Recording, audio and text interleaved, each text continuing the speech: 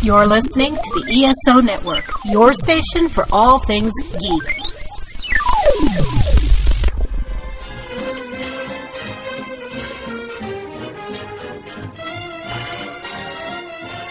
Hello, world, and welcome to Tales from Hollywoodland, a veritable feast of movies, television, Broadway, showbiz stories, and even a little bit of news and gossip. With Julian Schlossberg, Arthur E. Friedman, Stephen J. Rubin, and I'm your announcer who's a little shaken but never stirred, Mike Faber. Today we talk about the femme fatales of James Bond. And now, here's the man who has the license to kill, so beware, Mr. Steve Rubin. Thank you, Mike. I'm delighted for this topic. I have been researching the history of James Bond movies since 1976. So let's see, that's quietly 48 50. years. 50. Oh, you're right. It is 50 years. What am I saying? It's 50. I've been doing it 50 years. My goodness. I had written a book called Combat Films, which sold 500 copies. And I said, if I want to be an author and stay being an author, I better find a topic that you could actually sell books. And no one had written a behind-the-scenes history of the James Bond movies. And I got Albert Cubby Broccoli on a good day. He introduced me to Michael Wilson in London, and I went over there in the summer of '77, and I started interviewing James Bond people. And I haven't stopped since. I've written 6 books on the James Bond movies, including 4 editions of the encyclopedia, the James Bond movie encyclopedia. And this topic, I was thinking about this, the femme fatales of Bond. I want to talk a little bit how women were perceived before James Bond in the sense of what was sexy. And I think that starting, going back to the 50s when the introduction of people like Sophia Loren, Claudia Cardinal, Gina Lollobrigida, these were, of course, Marilyn Monroe, but bombshells with spectacular figures and not necessarily the norm. I remember my dad had a particularly fondness for Sophia Loren, and I didn't quite know why, because I was only 10. But when I didn't see the first James Bond movie. It was Dr. No. It was released in the States in early '63. The first James Bond movie I saw was Goldfinger.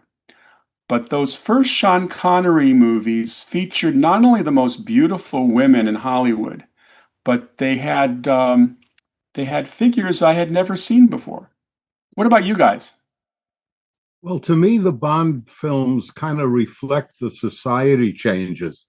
They started out as eye candy, beautiful, sexy damsels in distress, and often the society said, let's get women a little bit more capable. And as it went on, some of these women were as good as James Bond, whether they were driving a helicopter or having great knowledge about medicine. So I thought that was interesting to study. I didn't realize it until we were going to do this show, how that kind of mirrored the way women's roles and changed in the world we lived in. And from a physical point of view, Ursula Andress emerging from the sea as Honey Rider. I mean, I remember that was as sexy as I've seen. I mean, up until the early '60s. And Arthur and I grew up with Marilyn Monroe, if only we had. But anyhow, we were around with Marilyn Monroe. So it was interesting to note that someone like Lottie Lenya, who clearly became a villain in the second movie, and certainly wasn't a knockout. She would never consider herself a great beauty.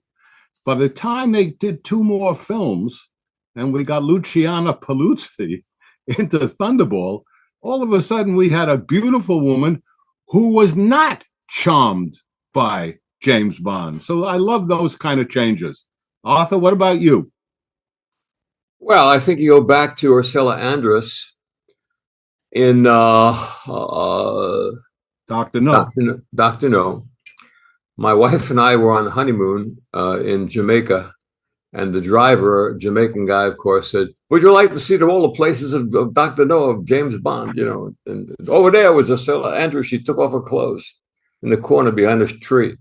Um, I think anybody who is looking for actresses with sex appeal generally falls under the heading of voluptuous, as I think Steve may have mentioned earlier.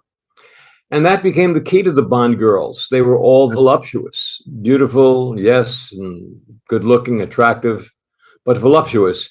Did they miss Anita Ekberg? She was never in a film, was she? No. Well, technically not. However, in From Russia with Love, she's on the billboard that the enemy agent crawls through. Good trivia. This is in From Russia with Love. It's a funny thing because in the original Ian Fleming novel, he climbs through a billboard of Niagara with Marilyn Monroe. So technically, he's climbing through Marilyn Monroe's mouth. But Broccoli and Saltzman, Jesus, Steve, X-rated. Wow. The producers had a movie at that time called Call Me Buona, which was produced by the Bond producers Saltzman and Broccoli. So they put that billboard up, and instead of crawling through Marilyn Monroe's mouth, they the enemy agent crawls through Anita Ekberg's mouth. So she was actually in the movie in some way. Her billboard mouth trapped. They also missed Bo Derek, who was the epitome of voluptuous. It would have come later. It would have come beyond the 80s, I guess, huh? Yeah. Well, they tried, though. They tried to get Brigitte Bardot, and that was really interesting. And they supposedly met with her 3 different meetings to get her to do it. But I believe she was going to play the lead in Thunderball. Thunderball? On Her Majesty's... on Her Majesty's Secret Service, okay. Because I think she ended up, ironically, after Sean Connery left the role and George Lazenby took over, she ended up going off to work with Sean Connery on a Western called Shalako. Which did not do particularly well. Yeah, getting back to Ursula Andress coming out of the water. Now, this was an iconic scene in the Ian Fleming novel. Honey Rider comes out of the water. She's collecting her seashells on the shore of Crab Key. And as Fleming wrote it, she's completely naked. But when she sees Bond, she covers her crotch and she covers her broken nose. But as Ian Fleming wrote, her magnificent breasts were left untethered. Well, she only had 2 hands, Steve. Good. Could they do that in 62? Well, no, they couldn't do it in 62. So what happens? Ursula Andress designs her own bikini, and she comes out in that white bikini, which is considered, by the way, amongst film historians, as the most dramatic introduction of an actress in movie history. But I would say, Steve, it would sound so much better if you could say that she covered her vagina rather than her crotch. They're 2 completely different worlds, Come on. Okay, I'm sorry. All right. Well, I think I go with either. But either way, but I will say this. Having met Ursula Andress, I was looking for a huge Amazon. She was 5'5". I towered over her. I was so shocked.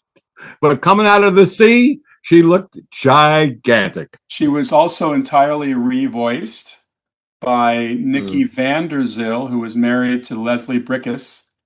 Nikki van der Zyl was kept very busy on the Bond movies, especially the Sean Connery Bond movies. She voiced almost every actress. So when you hear an actress in Bond in those first 5 films, it ain't the actress. Well, Arthur, that goes back to what you just said. Maybe they didn't cast so well. That's right. Well, the word inside was that Ursula Andress' voice sounded like a Dutch comedian, so that didn't work for the Bond people. But the only femme, you can't really say that that Honey is a femme fatale. She's really the femme in danger. The femme fatale in Dr. No, the first James Bond movie, was an English actress named Zena Marshall. Zena Marshall played Miss Taro, who was a undercover agent for Dr. No. And she's the little tart that lures James Bond to her mountain cabin where he's going to be waylaid by this hearse carrying the assassins along the mountain road. But Bond, of course, defeats them, and as the hearse goes over the cliff and bursts into flames, a construction worker comes running up and says, "How did it happen?" And Bond says, "I think they were on their way to a funeral." Yeah. Well, I will say that in talking about surprises and doing the research, I was surprised that Thunderball originally signed, Harry and Cubby originally signed Raquel Welch, and she was going to do it. And then it turns out that 20th Century Fox said, "No, you're not. You've got an exclusive contract with us. You're going to do Fantastic Voyage." She would have been perfect, huh? Yeah.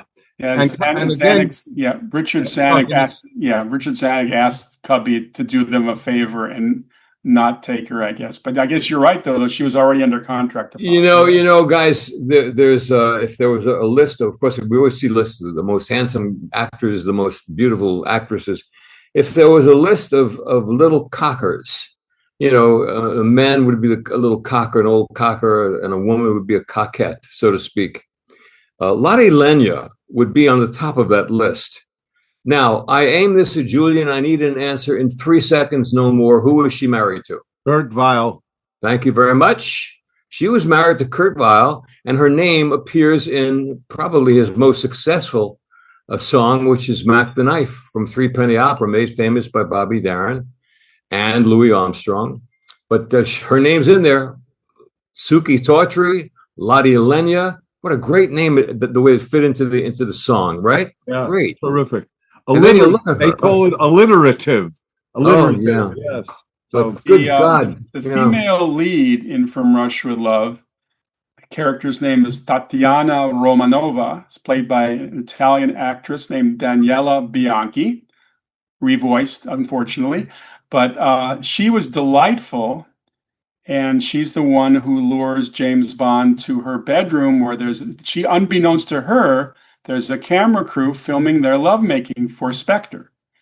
And Tatiana was just terrific. I remember the album cover that UA released for the soundtrack had her in the Blue Mosque, in Istanbul, dressed in a negligee. And I really treasured that album cover. She was quite the hottie. I want to interrupt for a second and just tell you a fast story, guys. Mentioned Tatiana. Years ago, a friend of mine, dear friend of mine, who happened to be an Orthodox Jew, called me and said, "Arthur, I've never asked you for a favor, but I'd like to take my family to see this movie, Little Man Tati," which was Little Man Tate, Tate. And to him, Orthodox Jew, it was Tati, which is a form. When people are going out with a girl named Tatiana, I guarantee you she could be called Tati, Although in the movie, her nickname is Tanya. Yes. But she was great. Luciana was in that film, and her name was what? Fiona Volpe. And I think, isn't Volpe mean fox in Italian? I think you're right. I think you're right. She's, I'll tell you, I remember going to the drive-in in the summer, it was around Christmas 65. And by then Goldfinger had just broken all of the records, as Arthur can testify to. And then when Luciana Paluzzi comes on screen, she's sitting on a bed in a negligee. And if you weren't sure if you were a heterosexual, you were pretty sure after seeing that scene. Yes, that's probably right. But before we get to Thunderball, we should talk about Goldfinger. I mean, Goldfinger has probably the ultimate femme fatale, whose name was Pussy Galore, played by Honor Blackman. And this is a bit of a controversy. Remember, this is 1963-64. The producers weren't sure that the censors, which were still operative, would let them use the name Pussy Galore. So I've told this story before. Tom Carlyle, who was head of publicity for Eon Productions, took Honor Blackman to a royal benefit and had her picture taken with Prince Philip, but he gave the newspaper an exclusive if they would use the caption on the photo, Pussy and the Prince. And when that photograph and that caption appeared in the London newspaper, no one squawked. So it emboldened them to move forward. Although Richard Maybaum, the screenwriter, told me that they were prepared to change her name to Kitty Galore. Well, these are the incredible facts that we have to know. And Could have been vagina galore. and I'm really pleased about it. Actually, Faye Dunaway was offered a role in, I think, Thunderball as well. I think you're right. I think you're absolutely right. And she chose to do The Happening with Anthony Quinn, which I don't think ever happened, so to speak. It was released, but I don't think it did any business. So Faye made that choice. Bardot made Shalako's choice. They didn't do anywhere near as well as the Bonds. Got a question for you, Julian. You knew Faye pretty good. I knew her a little bit because she was going with Peter Wolf at the time, and Peter was literally my next door neighbor in Boston at Prudential Center. So I would see Faye from time to time. Do you believe she was very sexy in person? Well, no, I don't. Nor do I. Yeah, I would say. But on the screen, something happened. I think, you have to think in terms of who you met and who you found the most gorgeous, whatever. And sexy is such a personal thing, of course. But obviously, we both agree on that. But I met Claudia Cardinal. Oh boy! But interesting with Faye, after she did The Happening, she went in with Otto in Hurry Sundown, and then did Bonnie and Clyde, and that really made her the star. The first two movies didn't. Yes. And I think they were all about the same year, 1967 or so. Yeah. And then Julie Christie was also considered for Thunderball, but there was a clear case where they felt she wasn't voluptuous enough. Yeah, the comment one, she's not ample enough.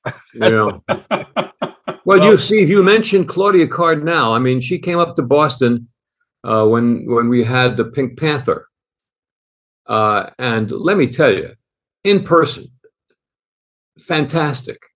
And she was a gorgeous looking woman. And I mean, she was just, talk about sexy, voluptuous, whatever it is, she had it. And when she talked, it was even more, that little wonderful accent, Well, I will say that when I was looping, if you'll forgive the expression, Jacqueline Bisset on a Sunday morning, she came in with no hair, makeup, nothing, just a sweatshirt and a pair of jeans. Absolutely gorgeous face. I mean, just gorgeous. As beautiful a woman as I ever met. But never a Bond girl. Well, actually, that's not true. Huh? She was in the Charlie Feldman spoof of Casino Royale. Right. That was released the same year as You Only Live Twice. And she played, I believe her name was Giovanna Goodthighs. Whose sister was Pussy Galore. We understand. Yes. But that was the spoof.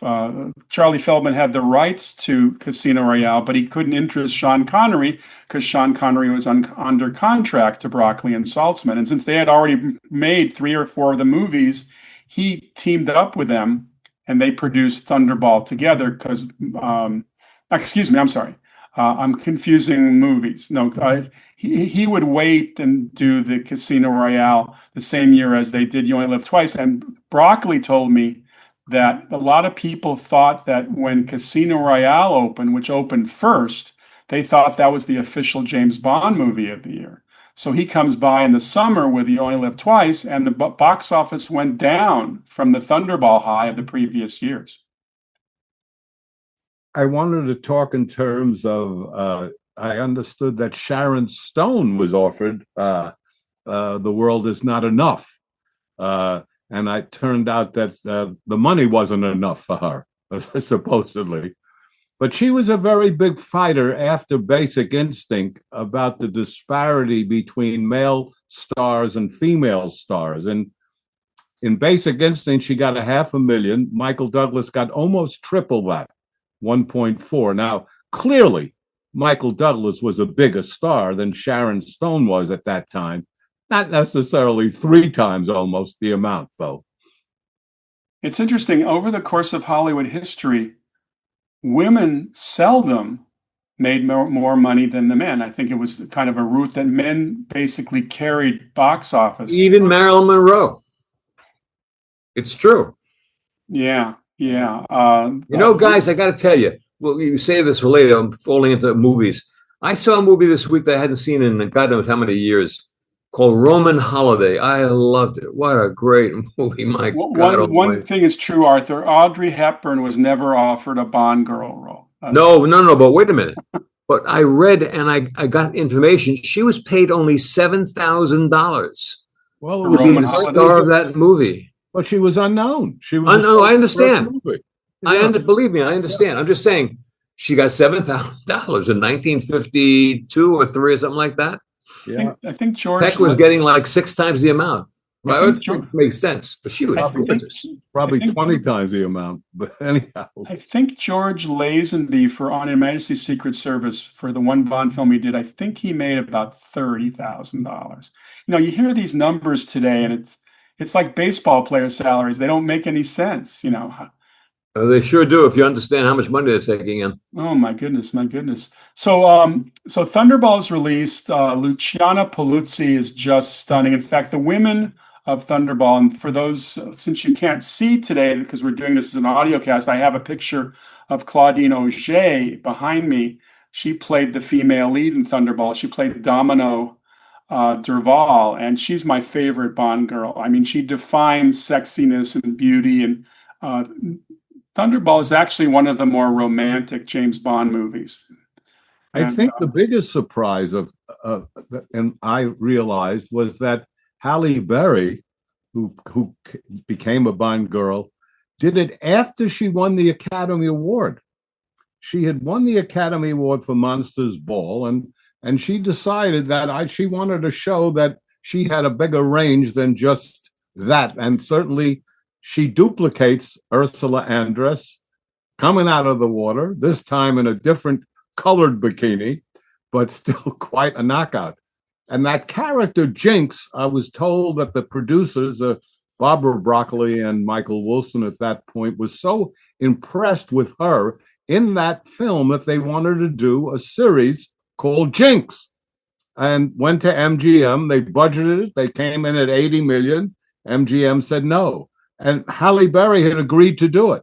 So what movie was she in, Julian? Which one? What movie was she Jinx in? Die Another Day. Die Another Day. Pierce Brosnan's. Yeah. But it's interesting that having won the Oscars, she then chose to do it. So many of the women turned it down because they didn't want to, they felt damage their career. She went the other way.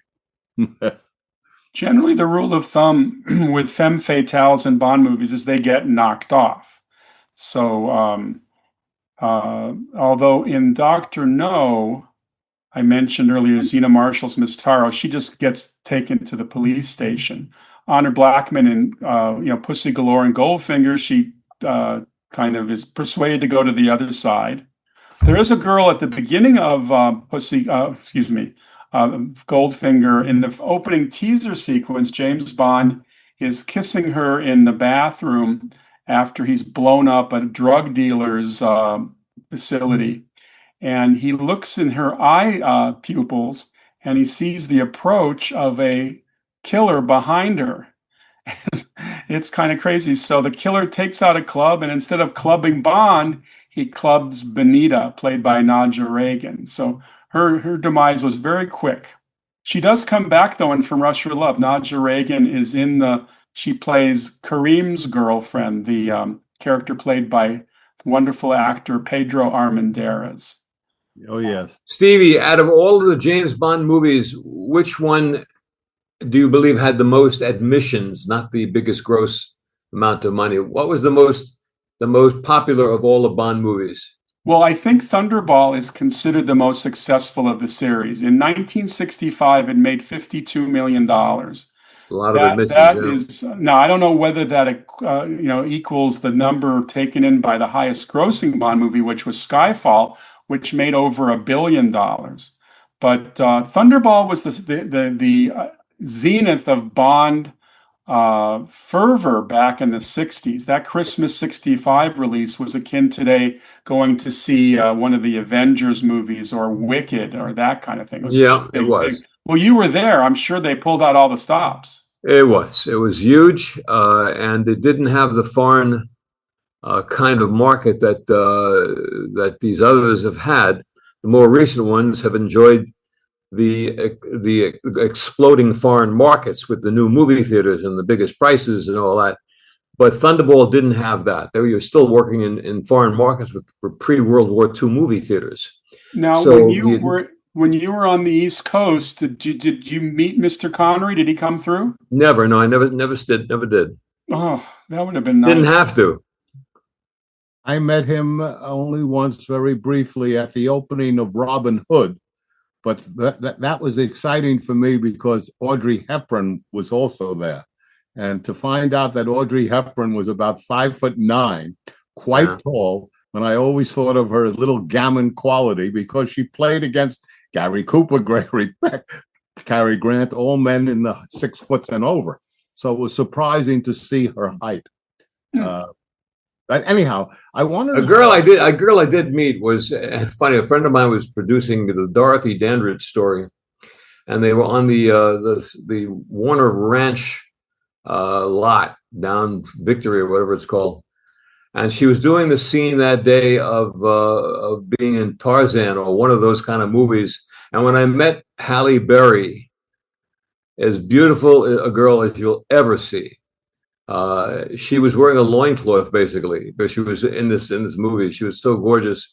I won't mention his name, but one of the dumbest people that ever lived was the guy she married, who happened to be a Major League Baseball player, and abused her physically incredibly. How do you beat up Halle Berry? My God. But she was magnificent.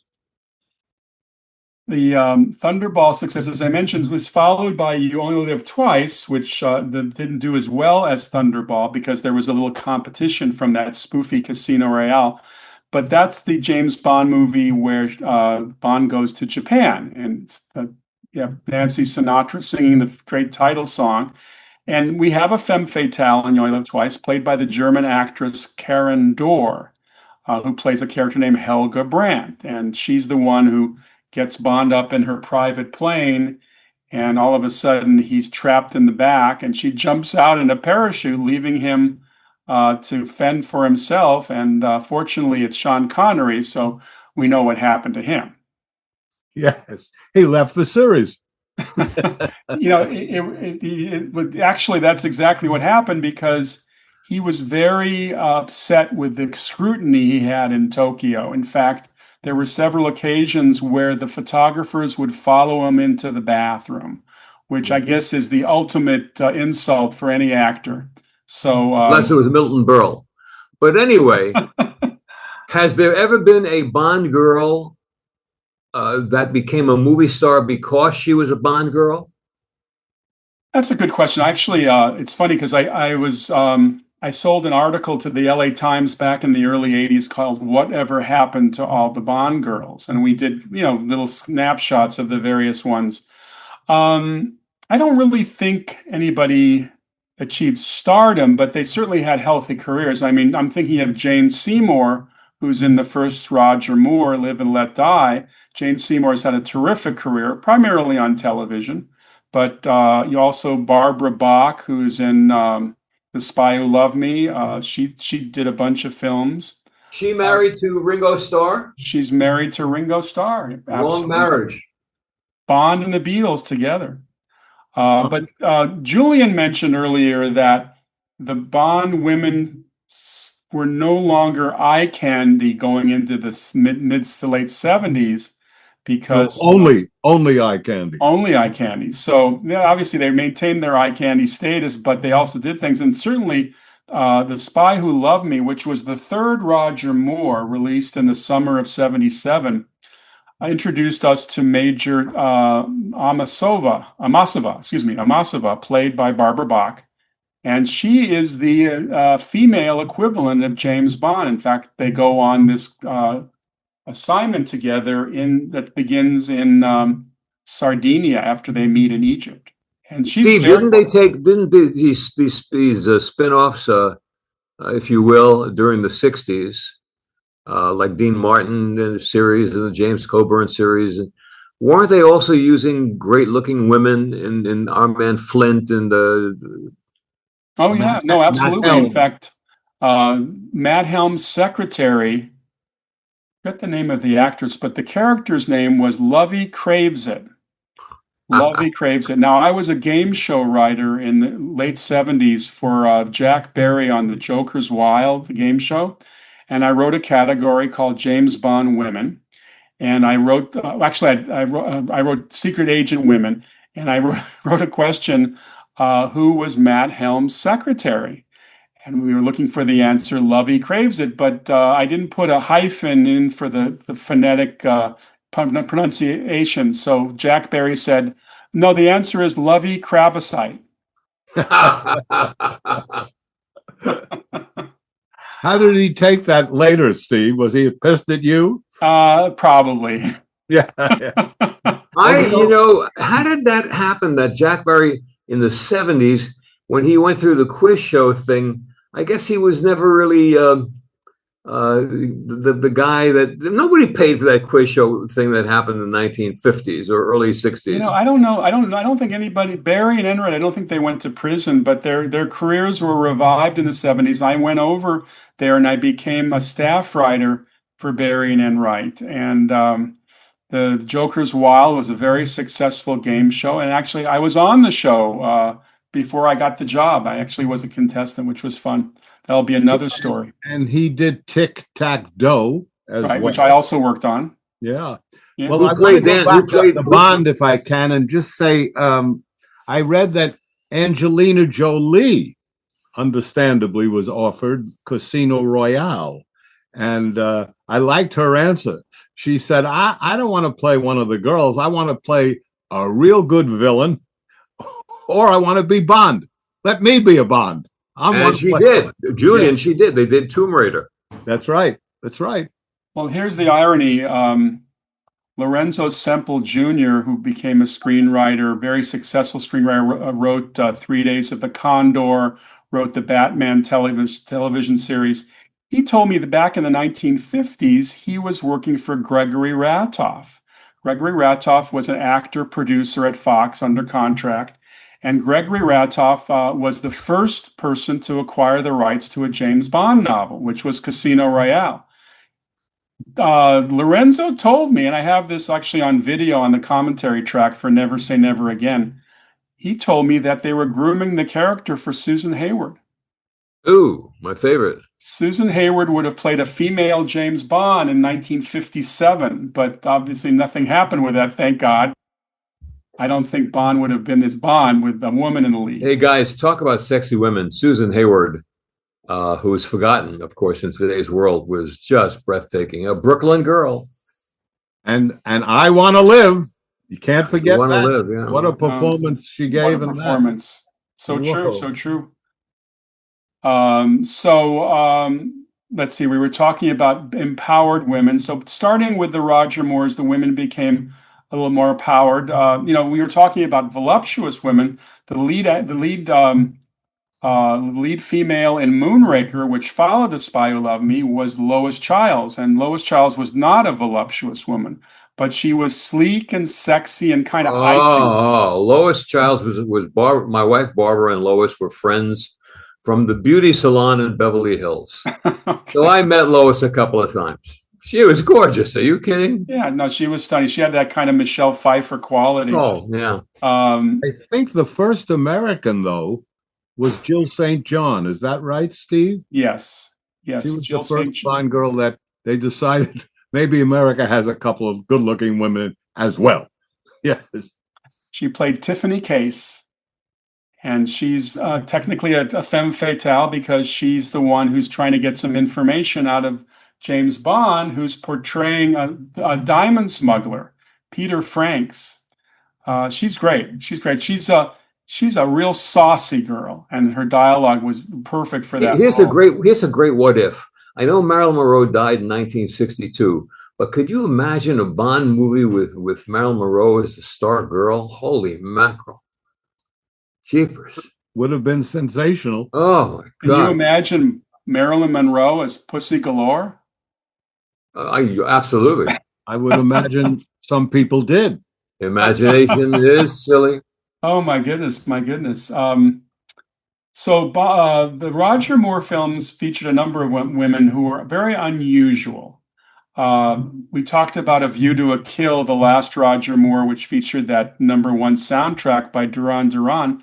They also featured Grace Jones as a femme fatale. She played a Yep. character named Mayday, who plays the lieutenant of Christopher Walken's character, who's the villain. And Grace Jones is kind of she's a very atypical woman. You know, she's very manly, but they still have time in the sack together when Bond characters were flipping in and out of the sack. But that started to change in the late 70s and into the mid 80s. What's your favorite Bond movie, Steve? My favorite Bond movie is a tie. I put Goldfinger #1, but also tied for #1 is the first Daniel Craig, Casino Royale. Ooh, really? Okay. Which is a terrific Bond movie. Martin Campbell, director, he rebooted the series for Pierce Brosnan in 1989 when they did GoldenEye.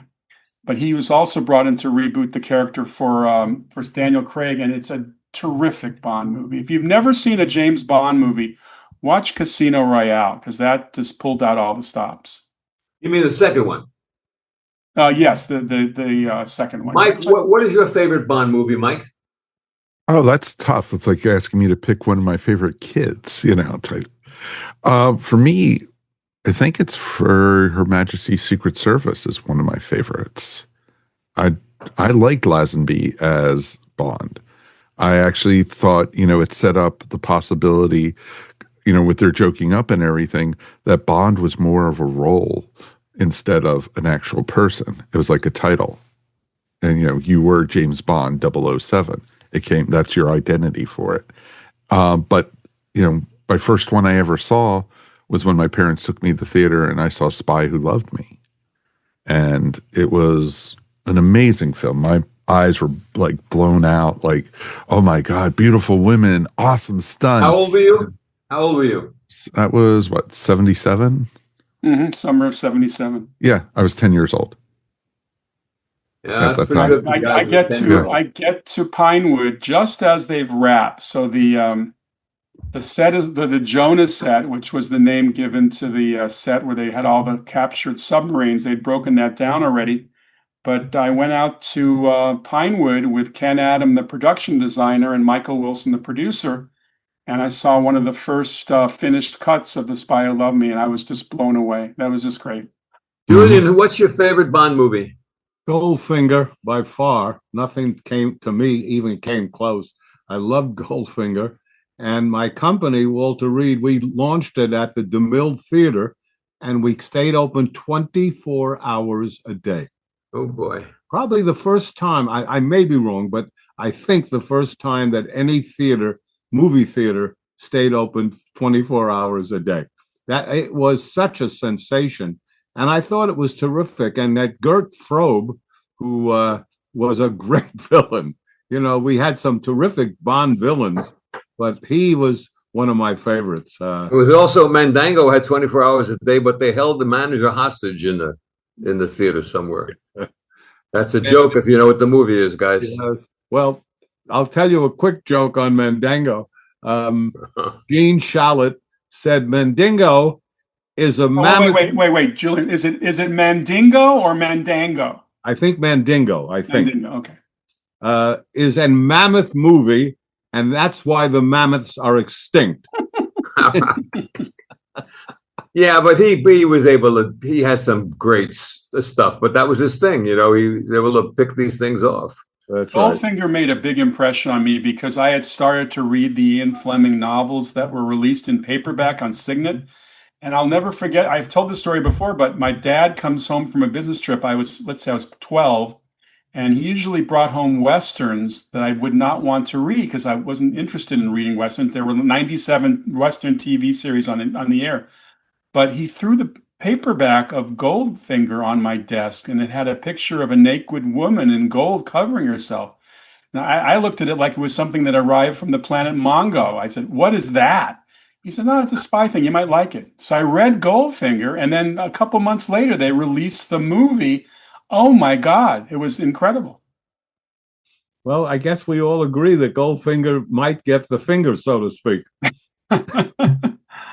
Whatever it's worth, it was my favorite film. Goldfinger, still nothing has topped it. Well, Pierce Brosnan won the role finally. He was going to play James Bond, but he could not get out of his contract in Remington Steele. So they were forced to hire, well, they're not forced, but they chose Timothy Dalton to play James Bond. A lot of people really thought Timothy Dalton was serious and good.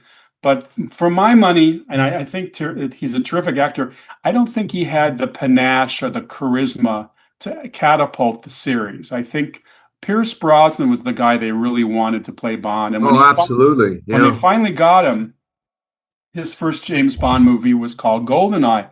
There were 6 years between the release of The Last Roger Moore, which is A View to a Kill, and the release of the first Pierce Brosnan.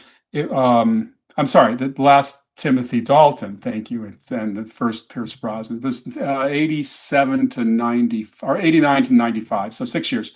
And that's a long time. Did they ever offer Cary Grant the role? Yeah. It's a funny you should ask that, because Too the story, old, Julian.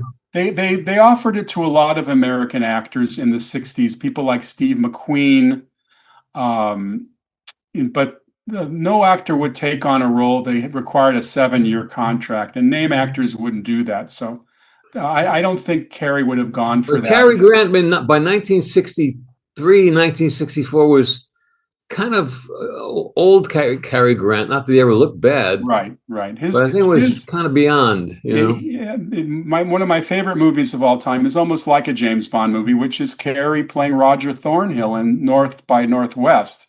One of the great movies of all time. And I'm sure the Bond producers watched that movie many times because the pacing was just off the charts terrific. But I wanted to mention how great he was in Charade as well. Charade.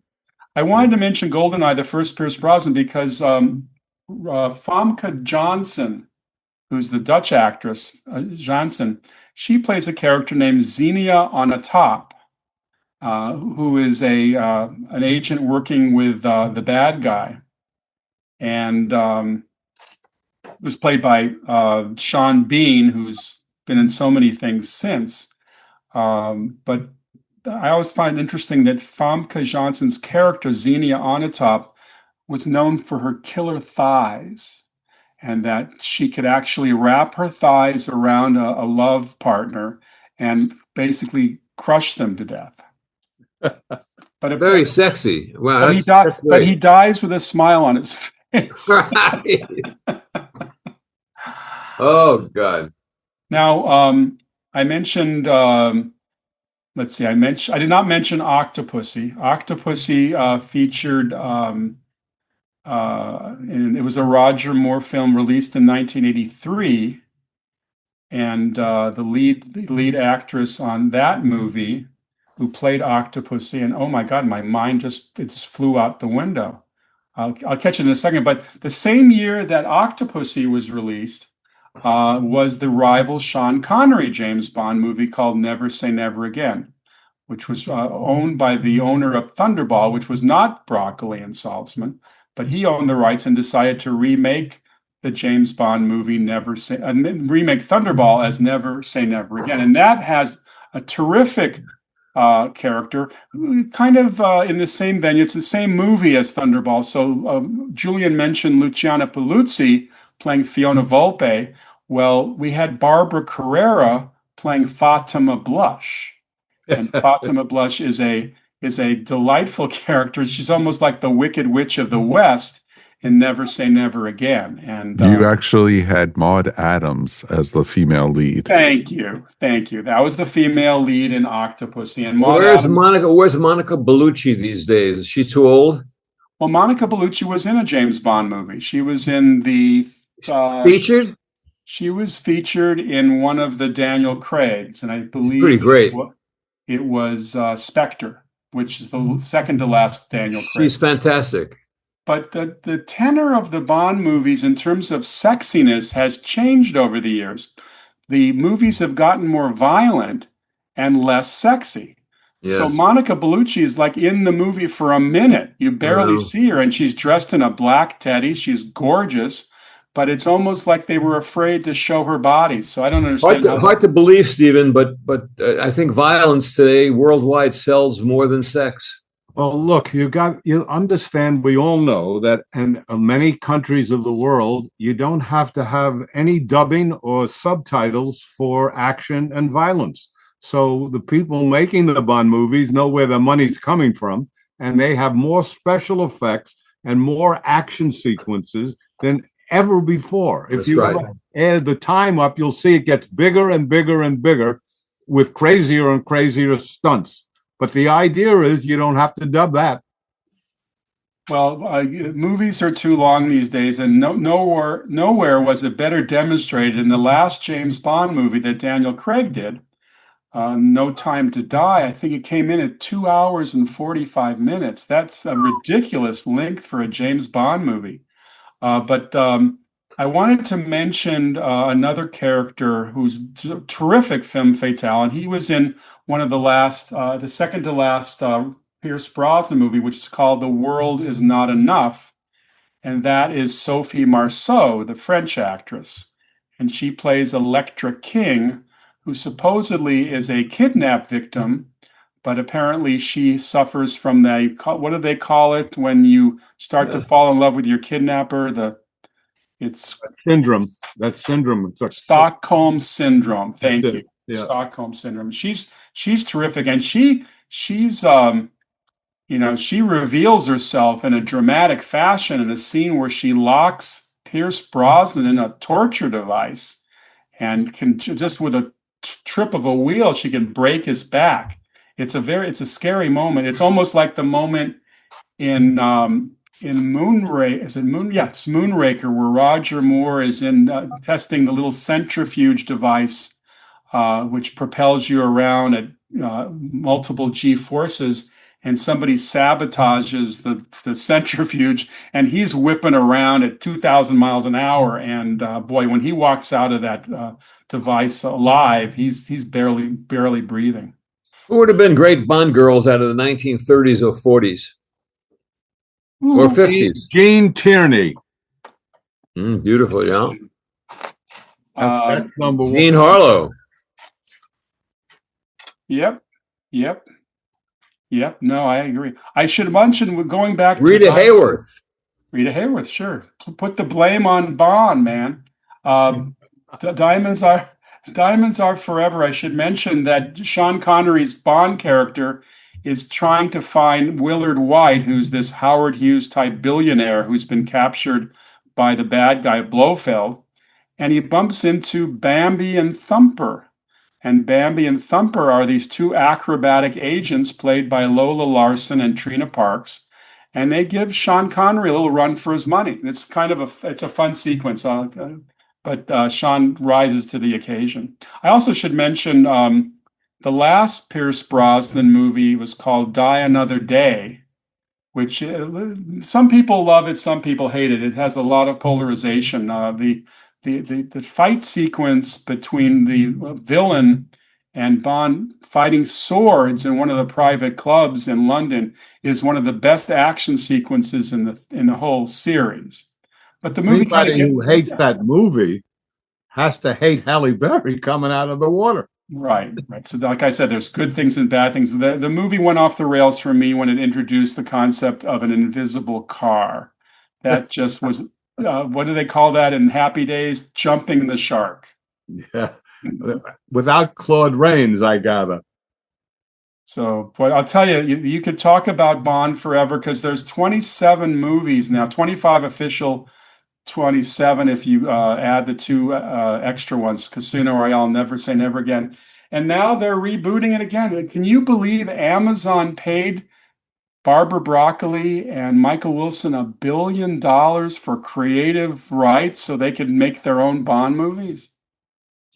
Yes, I can believe it. And they still maintain a percentage of the action. So they're just printing money over there. But the big news right now, as I'm sure will be continuing as we air this, is that we're not sure who's going to play James Bond. And that's a big deal. The latest rumor is Jacob Elordi, who is getting a lot of trumpets for his work in the Frankenstein movie.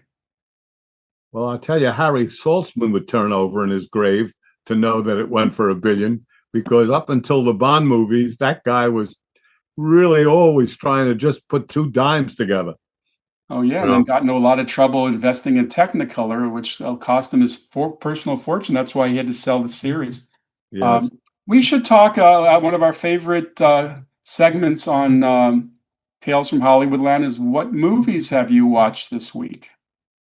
So I'll start with Mike. Always has a bunch of movies he's seen. You want to start with you, Mike? Sure. I actually just got done watching on Friday night. Judy and I were watching the new Paul McCartney documentary that is available on Amazon. It's called Man on the Run.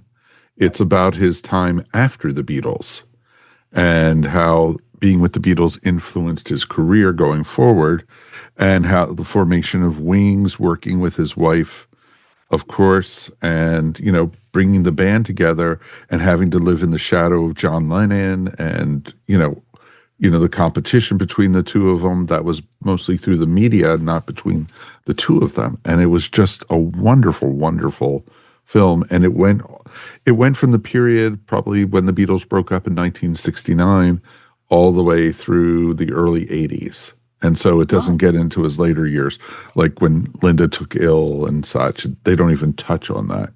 And it's just an amazing documentary. I do recommend. Well, this week I was into PT boats. I watched a John Ford film from 1945 called They Were Expendable with John Wayne and Robert Montgomery. And then one of the movie channels had the Cliff Robertson PT 109 movie. So I got to see two very different PT movies, and it's inspired me to do a podcast today where my friend Rory Elward, who's a military tech advisor, and I are going to talk about those two movies. Well, the movie that I watched again, because I hadn't seen it in years, is such a beautiful, gorgeous American art movie called Remains of the Day. Anthony Hopkins and Emma Thompson, both giving extraordinary performances. And James Ivory, as the director, he and Ishmael Merchant put together quality movies all the time, but many of them were difficult for me to sit through. But not Remains of the Day. It's one of the most beautiful movies, and is it stand up? Did you guys ever see it? Oh, yeah. Are you kidding? It's one of the great movies of all time. I have never seen it, Julian. I'm putting it on my list. Okay. Slow moving. Be patient, Steve. It's not, that's why I say an American art movie. About the acting in that movie, just the little nuanced things, these little things that Anthony Hopkins, what a fantastic film. Great movie. Steve, the movie that I found, I actually wound up calling my congressman this morning down here in Florida. Barbara and I watched Judgment at Nuremberg last night from 1961. It should be force-fed to everybody in the world, probably, but certainly to the American Congress, to any politician. Have you seen the new Nuremberg? I have. It's not even comparable. There's nothing to talk about. No.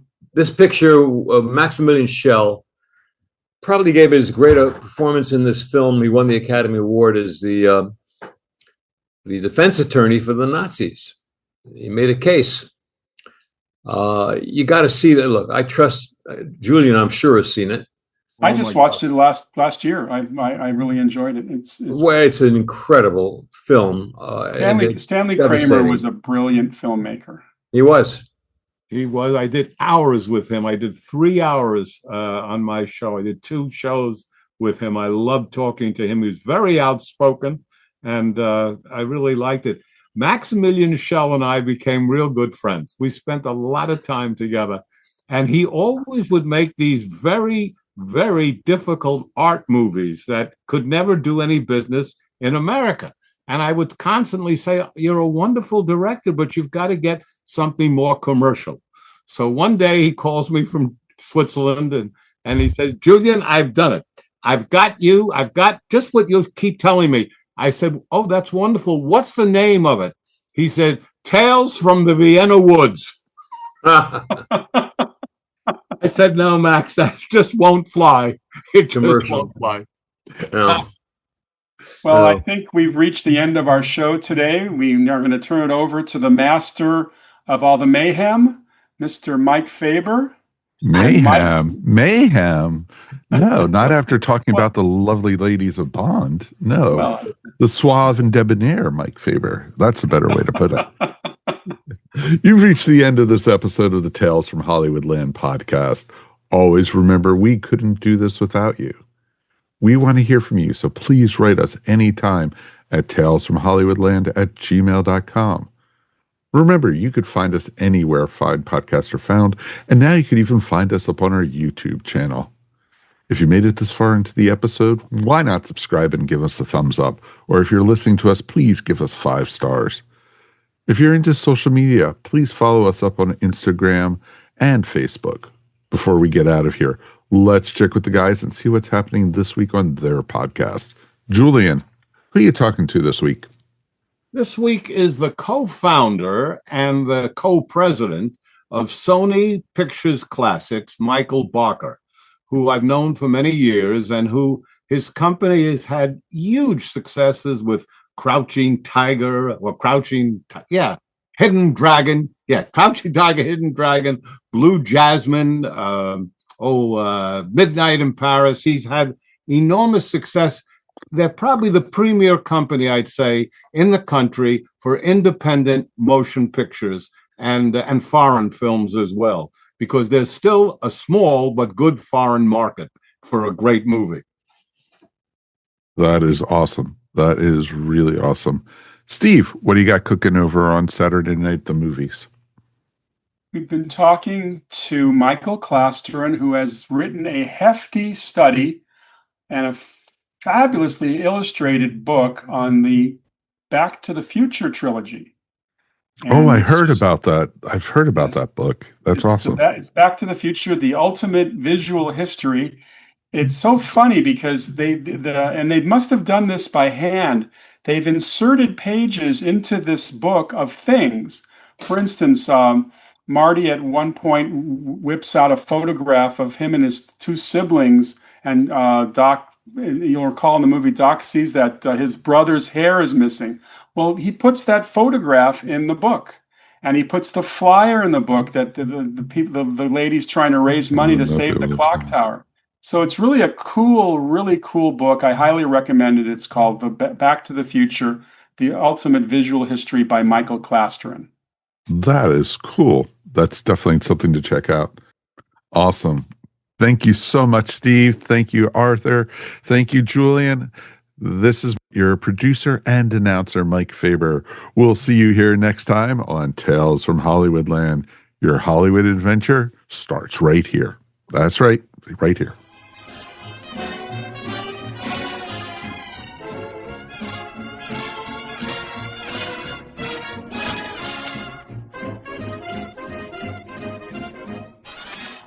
Welcome to Modern Musicology, the podcast where we break down the hits, the albums, and the legends from the 70s, 80s, and 90s. We're talking chart toppers, deep cuts, and the records your older siblings still won't stop playing. We cover everything from 20-minute prog epics to 3-minute punk songs and all the metal, rap, and pop in between. Modern Musicology, part of the ESO Network.